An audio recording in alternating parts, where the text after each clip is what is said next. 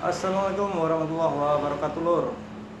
Jadi kira-kira siapa ini yang mendekati 1 tahun belum monet, tapi konten ini terkhusus ya buat kalian yang mungkin mempunyai video-video populer yang hampir mendekati 1 tahun ya. Kalau bisa diusahakan, Lur, cepat monet. Supaya apa? Supaya istilahnya di video populer tersebut kan otomatis mempunyai jam tayang yang mantap nih. Jadi kalau kita belum bisa monet, otomatis jam tayangnya ini akan di refresh istilahnya ya, hilang. Itu kan nanti yang bisa bikin kita stres ya. Jadi kenapa ini jam tayangnya tiba-tiba hilang ya, berkurang dan semacamnya ya. Itu karena usia channel kita di atas 1 tahun ya. Karena syarat dari untuk mendaftar monetisasi itu kan 1 tahun ya. Jadi wajib 1 tahun itu wajib 1000 subscribe, 4000 jam tayang. Karena kalau subscribe itu tidak bisa dipungkiri, hampir kita semua kan bisa sudah mengerti lah dengan istilah akal-akalan ya. Entah itu sub, entah bikin Gmail sendiri dan semacamnya ya. Tapi itu ya kembalilah, mau gaya mellow slow yo ora popo, tapi diburu-buru monet untuk mengamankan iklan-iklan di video kita, itu yang tujuan saya. Istilahnya begitu ya. Jadi kalau untuk perbaikan ya istilahnya sambil menyelam kita minum air, sambil berjalan kita juga belajar gitu ya. Karena sangat disayangkan kalau kita memiliki konten-konten populer yang usianya hampir mendekati 1 tahun, nah belum mencapai target, nanti hilang istilahnya jam tayangnya itu kan berkurang, otomatis kepangkas kan, karena tidak memenuhi syarat tersebut ya. Dipangkas kita mulai lagi. Tapi bukan semuanya, di usia konten itu sendiri ya khususnya. Jadi untuk istilah, kalau bagi saya sendiri dalam YouTube ini rintangan terberatnya itu ya view dan jam tayang ya. Karena makin besar view, makin besar juga kita mendapatkan jam tayang. Karena jam tayang dan view itu kan istilahnya sudah satu paket lah ya.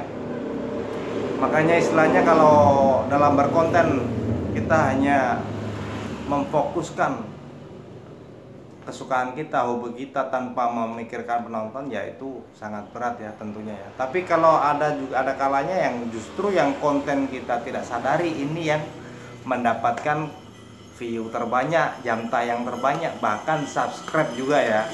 Itu ada loh, kebanyakan seperti itu.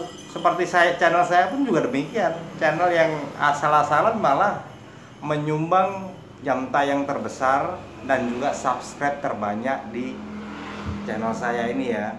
Makanya saya usahakan itu dulu saya targetkan 1 tahun monet, karena istilahnya selain saya fokusnya tidak di YouTube, saya lebih fokus di dunia nyata saya ya, hari-hari saya.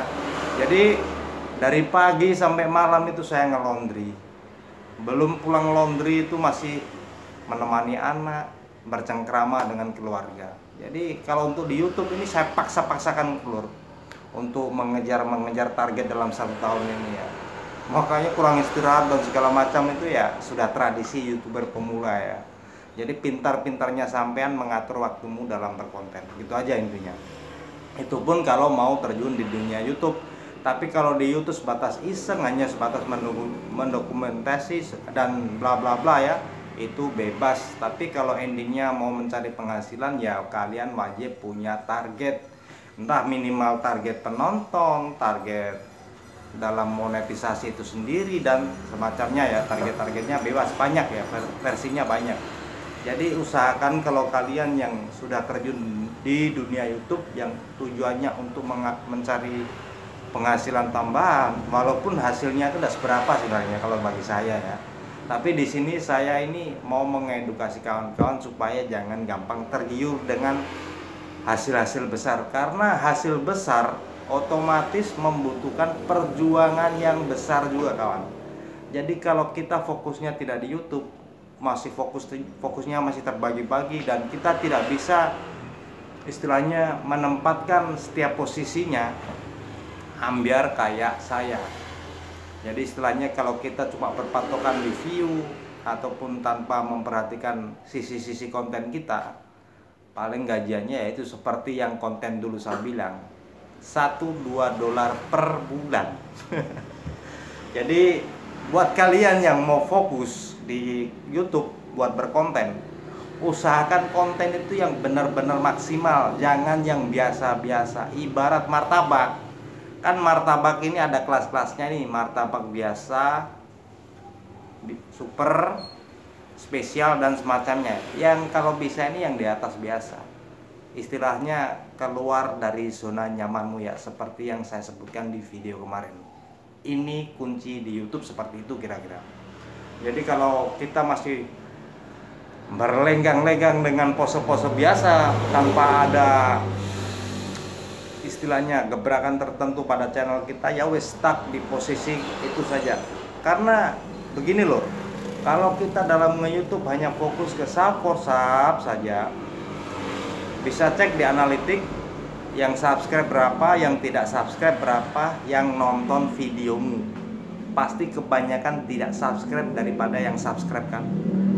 Ya setidaknya sub for sub membantu dalam tahap awal kita untuk memenuhi persyaratan 1000 subscribe. Tapi untuk jam tayang ini yang menurut saya paling berat kawan. Jadi kalau kita hanya mengandalkan sub for sub, itu paling kalau 1:100 itu paling cuma 10-20%. Sisanya itu tergantung di kontenmu kawan. Ini kontenmu ini bisa jadi dua kemungkinan ya, antara kualitas videomu yang menunjang ini kualitas videomu sendiri ataupun nonton sendiri. Nah, itu pilihan ada padamu ya. Sisanya sesuaikan porsimu dan gaya mainmu. Jadi usahakan kalau bisa, saya doakan yang belum monet semoga lekas monet. Yang mendekati 1 tahun saya doakan juga semoga lekas tercapai jam tayangnya ya. Karena kalau sudah hangus sedikit bikin gemes dan greget gitu aja intinya ya. Sisanya sampean ahlinya. Assalamualaikum warahmatullahi wabarakatuh.